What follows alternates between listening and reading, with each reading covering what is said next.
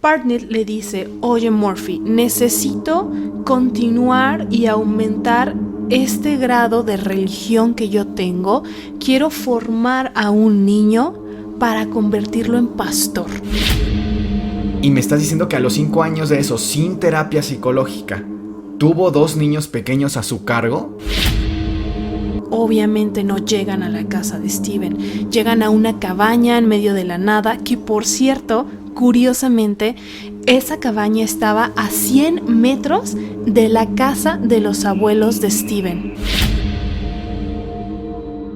Bienvenidos sean al Anti-Podcast. Hoy, Cas, ¿qué nos vas a contar? Hoy vamos a hablar de la verdadera historia detrás de la película El teléfono negro. ¿Has visto ya la película, Miguel? La acabo de ver recientemente y me encantó la película.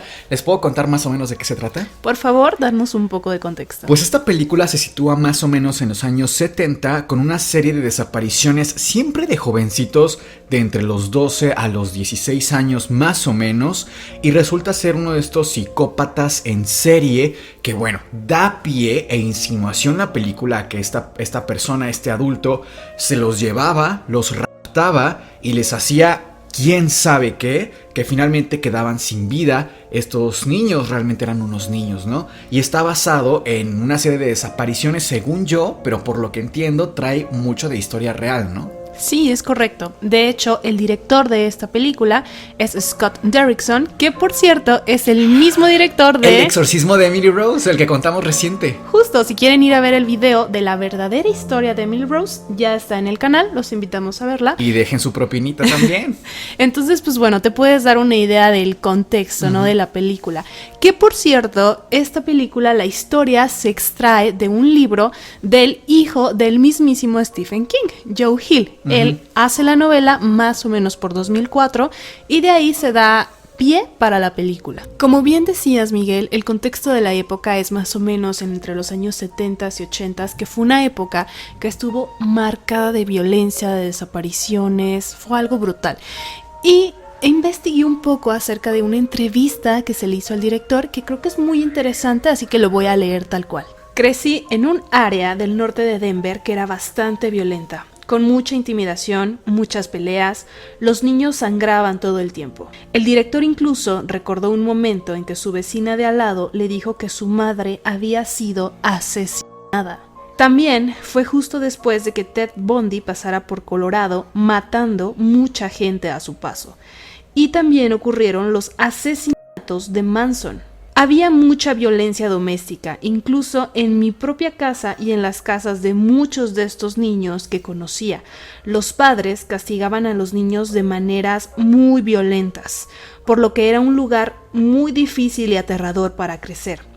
Quise retratar ese ambiente y plasmarlo en la película. Fíjate que en la película, saliéndonos un poquito del tema, justo siento que se retrató muy bien esto por el personaje del papá. Cuando regresa, spoiler un poco, regresa el protagonista a casa y se topa con el papá, no se siente como que, regresó con su familia, se siente como regresó con un agresor. Y de alguna forma creo que sí transmitió justo lo que quería. Lo logró. Lo logró. Muy bien, Miguel. Es momento de que te cuente la verdadera historia detrás de la película. Se trata del secuestro del niño Steven Steiner. Todo comienza el 4 de septiembre de 1974, cuando Steven, en ese entonces un niño de 7 años, venía de la escuela a su casa caminando solito, cuando de repente un señor de nombre Edward Murphy se le acerca. Este señor trabajaba en un parque junto con otro hombre de apellido Parnell. Kenneth Parnell y Murphy se conocieron mientras trabajaban en un centro turístico dentro de un parque nacional de la zona. Kenneth y Edward eran amigos, eran compañeros de trabajo. Y ahí se conocen. Ok. Pero este señor Parnell era sumamente inteligente. De hecho, años después se le hicieron test de IQ y se comprobó que era alguien que tenía mucha ventaja sobre Murphy. Incluso Con Murphy ocurrió lo contrario, tenía un IQ muy muy bajo. Que es muy común, ¿no? Que una persona muy inteligente busque siempre a otras para dominarlas. Claro, para manipularlas. Y así comienza la historia. Parnell le dice, oye Murphy, necesito continuar y aumentar este grado de religión que yo tengo. Quiero formar a un niño para convertirlo en pastor de una iglesia evangélica. Okay. Desde muy chiquito tratarlo porque pues yo no tengo hijos. El inteligente fue el que dijo eso. Parnell, exacto. Entonces tú, Murphy, me tienes que ayudar consiguiéndome un niño para esta finalidad, convertirlo en pastor, educarlo para eso. Murphy, con su IQ, lo entiende y lo cree. O sea, cree que genuinamente el rapto de un niño está bien está justificado. En nombre de la religión, por supuesto. Imagínate lo grave. Entonces es por eso que Murphy agarra e imprime folletos de religión y los empieza a repartir a niños al azar. Esto sí es importante porque fue un caso al azar. Es decir, no estaban estudiando a algún niño en específico. Okay. Steven fue la víctima y desafortunadamente así sucedió. Estaba en el momento indicado, en el lugar indicado para esto. Murphy empieza a repartir volantes y se encuentra con que ese niño, Steven, estaba solo de camino a su casa. Y le pregunta que si su mamá en su casa tiene artículos que puedan ser donados para la iglesia del pueblo con la finalidad de ayudar a gente más pobre. Steven, el niño, inmediatamente dice, sí, claro, mi mamá tiene pues mucha despensa que nosotros podemos donar, podemos ayudar con ropa, claro, podemos ayudar. Murphy le dice, ok, entonces en un momento mi amigo va a pasar por nosotros, te vamos a llevar a tu casa y vamos a ir en una camioneta muy grande porque estamos recolectando muchas cosas de la gente que nos done. Este fue el primer contacto que hay entre el niño y los dos adultos que estaban planeando robarse a un niño. Exactamente. En eso, Parnell, el inteligente, llega con su camioneta negra, suben sin ninguna clase de violencia ni nada por el estilo. Es decir, Steven el niño accede a subirse porque obviamente en su mente él creía que todo esto era genuino, ¿no? Que la intención era buena. Claro. Lo llevan a la camioneta, pero obviamente no llegan a la casa de Steven. Llegan a una cabaña en medio de la nada, que por cierto, curiosamente, esa cabaña estaba a 100 metros de la casa de los abuelos de Steven. Por cierto, toda la historia ocurre en California, Estados Unidos. Cuando llegan a la cabaña, desde la primera noche, Steven fue abusado y sodomizado por este señor, por Parnell. Sí vale la pena aclarar que Murphy, como tal, no tuvo nada que ver con la parte del abuso sexual de Steven, del niño. Él todo el tiempo creyó y dejó a Steven en las manos de Parnell, creyendo en su mente que se le iba a educar para una cuestión religiosa meramente. ¿Y Murphy siempre se queda con ellos o en algún momento se va del caso? ¿Qué pasa con él? Él realmente solo ayudó al secuestro, pero como tal los dejó en la cabaña, exacto, y se va. En su mente él pensaba que Steven estaba siendo educado religiosamente. Ya, ok. Cuando en realidad desde la primera noche ya se le estaba abusando. Evidentemente, Steven, el niño, constantemente le decía y le reclamaba al adulto, déjame ir a casa, quiero volver a mi casa, claro, con mis padres, con mi familia, mis hermanos. ¿Y sabes qué le decía este señor? Le decía, no puedes regresar a casa porque tus papás ya no pueden mantenerte económicamente, te regalaron conmigo, entonces ahora yo soy quien me hago cargo de ti, ellos ya no te quieren en casa. No, pobre niño. Imagínate el maltrato psicológico que sufrió este niño que genuinamente creyó eso. Tan chiquito además. Claro, 7 años. Entonces llegó un punto en el que él ya ni siquiera le pedía regresar a casa porque genuinamente pensaba que nadie lo quería. Claro, que lo habían entregado con este fulano. Después Parnell le cambia el nombre a Steven, incluso le da el apellido. Le pone Dennis Parnell y lo mete a la escuela.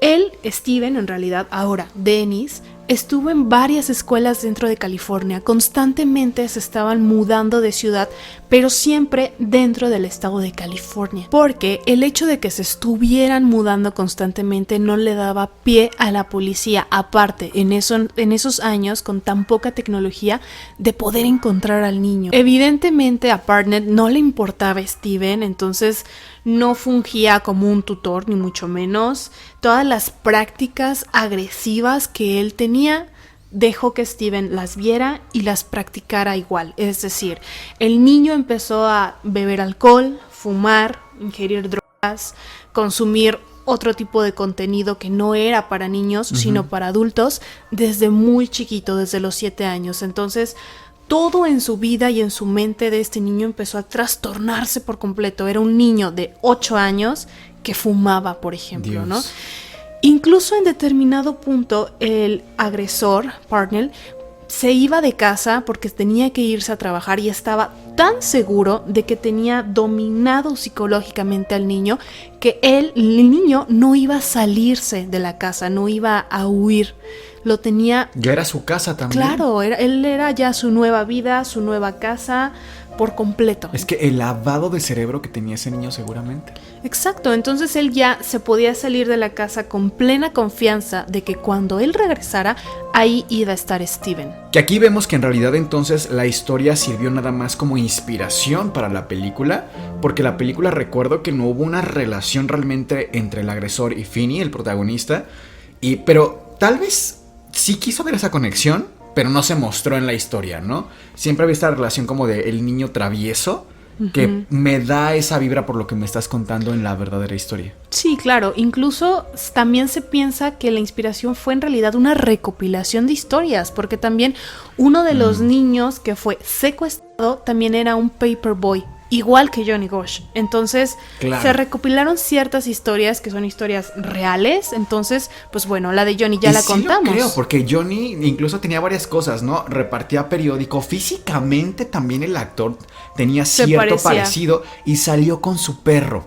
Que comentábamos justo cuando relatábamos esta historia de Johnny Gosch, que salió con su perro. Incluso esta relación constantemente Barnett la alimentaba para seguir teniendo la confianza de Steven en sus manos. Por ejemplo, Barnett le regaló un perrito a Steven. Este perrito, por cierto, se lo regaló la mamá de Barnett a Barnett, y Barnett se lo regaló a Steven, exactamente. Sin embargo, tiempo después se investigó y la mamá de Barnett nunca supo acerca de esta situación, que este fulano, su hijo, tenía en casa a un niño raptado. 2 años más tarde, en 1974, llegó a la vida de estas dos personas Bárbara Matías. Fue una fulana que se instaló en la misma casa donde vivían Barnett y Steven, y esta persona también abusó del niño. Vivió por un periodo de 18 meses en esa casa y constantemente hizo lo mismo que el agresor principal. Ya tenía más o menos que 10 años Steven, ¿no? Aproximadamente. Entonces, persona nueva que llegaba a su vida, persona nueva que le hacía algo dañino. Un año después, en 1975, incluso Barnett ya planeaba que Steven fuera parte de esta pequeña red de reclutadores de otros niños. Es decir, es la primera vez que le obliga a tratar de atraer a la casa y secuestrar a otro niño. ¿Sabes qué? Esta parte que me estás contando me recuerda mucho a la película Desde mi cielo. Hay una parte en la que Susie Salmon, que es igual una niña que toman de 14 años y que muere de una forma horrible, ella dice: mi agresor, mi asesino es un animal. Y después de un tiempo, la necesidad vuelve a surgirle. O sea, de alguna forma, siempre este tipo de personajes que trascienden la pantalla, porque es curioso cómo a veces la realidad supera la ficción. O sea, la película me pareció muy buena, pero es que lo que me estás contando es muchísimo más oscuro, mucho más fuerte, mucho más agresivo contra el pobre de Steven que en la propia película. A medida de que Steven crecía, a Barnett le iba interesando menos. Es decir, empezaba a abusar cada vez menos porque ya no le atraía tanto. Qué asco. Y esto en parte fue bueno, pero a la vez fue malo. ¿Por qué? Como te dije hace unos momentos, esa fue la primera vez que intentó atraer a otro niño mediante Steven, pero hubo muchas otras ocasiones en que ya lo hacía más constantemente. Entre más crecía Steven, más le obligaba a tratar de atraer niños. Siempre pequeñitos. Exacto, de 5 años por lo menos. Qué horror. Incluso llegó un punto en el que Parnell se frustró porque todos los intentos que hizo Steven de atraer niños fracasaron. Incluso Parnell pensó, a lo mejor él no sirve para esto, no puede ser parte de la red, no agarra la onda, digamos. Años después, en entrevistas, Steven dijo que él siempre... O sea, ¿sale a los medios esto? Claro, años después Steven dice que él autosaboteó todos estos intentos de secuestro. Siempre los autosaboteó, no fue porque salieron mal que... O porque fuera tonto. Claro, él siempre dijo, yo no quería y no podía permitir que otro niño volviera a vivir lo que yo había vivido. Dios, y tan chiquito, Dios mío. El 14 de febrero de 1980, Parnell llegó a un acuerdo con otro niño de la edad de Steven, es decir, 14, 15 años más o menos, de nombre Randall Purman. ¿A qué llegó acuerdo? A que iban a secuestrar en conjunto a otro niño. Este niño fue Timmy White. Era un niño de 5 años. El nuevo niño reclutador y Parnell, ¿cómo se conocen o qué conexión hay ahí? Fue mediante Steven, era un compañero de la escuela de Steven. Evidentemente Steven nunca estuvo de acuerdo, pero no era algo en lo que él precisamente pudiera o tuviera la autoridad de intervenir. 2 semanas más tarde, el 1 de marzo de 1980, Steven entra en una especie de crisis, angustia, ansiedad, porque él sabía que tenía que dejar a Timmy White de nuevo en casa de sus papás. Él estaba con esta angustia de no poder hacer nada. Y que estaba viendo que la historia se repetía. Exactamente, a lo mejor a él ya no era abusado Steven, pero sí se iba a repetir la historia con Timmy. Agarran las cosas de ambos, hacen una pequeña maleta y deciden ir a hacer autostop afuera en la carretera. Pedir ride, exactamente. Y como Timmy era un niño de 5 años, él no sabía la dirección de su casa ni dónde quedaba, no tenía idea. Entonces decidieron ir a la comisaría. Esto fue posible gracias a que, como te dije, Parnell ya se salía de la casa y con total seguridad sabía que al regresar los niños iban a estar, claro, no se podían ir. Entonces él en ese momento estaba en su trabajo y por eso los niños pudieron salir. Al llegar a comisaría, Steven fue el que dio la declaración por ser el niño más grande. Empezaron a hacer una breve investigación y en efecto eran 2 niños que tenían un reporte de desaparición. Incluso el de Steven ya era mucho más viejo, ya habían transcurrido muchos años, él ya tenía 15, 16 años, ya era mucho más adulto. Sí, habían pasado 8 años prácticamente desde su desaparición, ¿no? Exacto. Al día siguiente, el 2 de marzo de 1980, ya tenían arrestado a Parnell. Incluso descubrió la policía que en 1951 él ya había tenido una condena por abuso sexual infantil a otros niños. Y el fulano seguía afuera delinquiendo en las calles. Imagínate cómo estaban las leyes en ese momento. Un año más tarde, siendo 1981, Parnell fue sentenciado. ¿Sabes cuántos años le dieron de condena? Cadena perpetua tendría que ser. Por lo menos, ¿no? Por lo menos. Pues no, en ese entonces las leyes estaban muy decadentes, más que en la actualidad, y solo le dieron 7 años de prisión, así como lo escuchas. Incluso ni siquiera se le pudo ser juzgado en un juicio donde entraran los 2 casos, se tuvieron que tomar por casos separados, el de Timmy y el de Steven. Y por si fuera poco, lo dejaron ir solo con 5 años de prisión, le adelantaron la libertad condicional. ¿Era una persona poderosa él? ¿Sabemos si tuvo un cargo público o algo por el estilo? No, para nada. Siempre tuvo trabajos comunes, de guardia de seguridad, trabajaba en algún parque. No era una persona poderosa, ni de dinero, ni mucho menos. Y también recordaremos que tuvimos otros actores en este caso. Por ejemplo, Murphy, que fue en realidad la primera persona que tuvo contacto con Steven, quien lo toma de regreso de la escuela. Pues bueno, a esta persona se le condenaron por cargos menores, un par de meses en la cárcel solamente, porque, insisto, supuestamente se llegó a la conclusión de que nunca tuvo la intención de hacer algo maligno como tal, sino que sí creyó la versión original de Parnell, que iba a ser educado este niño con fines religiosos. Y por ejemplo, con Randall Pullman, el niño también de 15 años. El segundo aliado. Exactamente, claro, que ayuda al secuestro de Timmy. También, por ser menor de edad, no le dieron ningún clase de cargo ni nada por el estilo. Salieron libres. Y tenemos a otra persona, ¿te acuerdas? Bárbara. Exacto.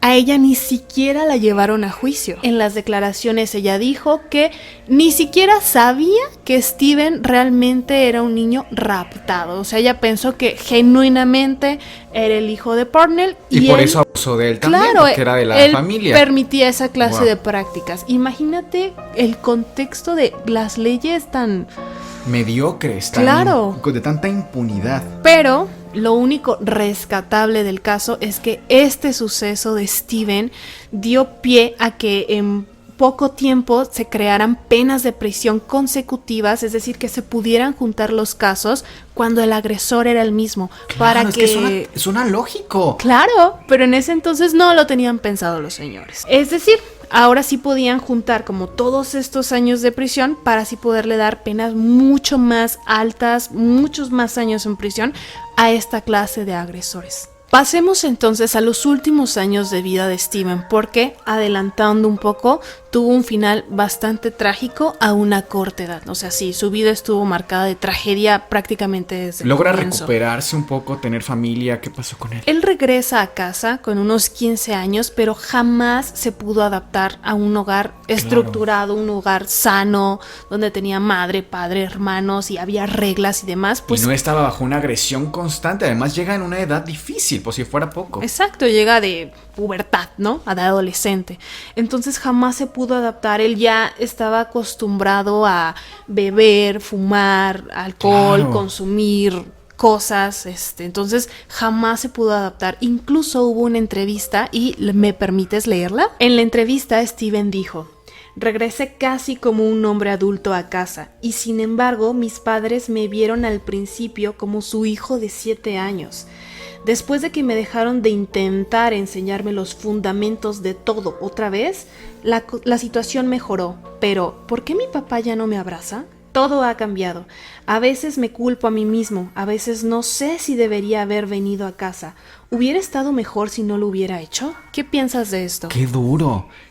Claro, es que entiendo que los padres sí se quedan en ese tiempo de 7 años. Sí. Mentalmente ellos no esperan ese encontronazo de toparse con un chavo de 15 años que además trae unos usos y costumbres muy severos, porque realmente, no por decir que el fumar sea algo bueno o malo, eso dentro de la ética lo podemos explorar muy ampliamente, sino que esta conducta deriva de una agresión sistémica contra este niño, y que además, como lo hemos comentado antes, este tipo de niños que crecen en ambientes de tanta agresividad, para sobrevivir o salen sin sobrevivir, literalmente salen como cadáveres o salen como agresores. Y a este niño por poco y le pasa eso. Fue de los pocos casos que se sabe, según yo, de un niño con tanta agresión y que logra salir sin ser un agresor al salir. A Steven se le buscó asesoramiento psicológico, pero solamente por un breve periodo de tiempo. ¿Por?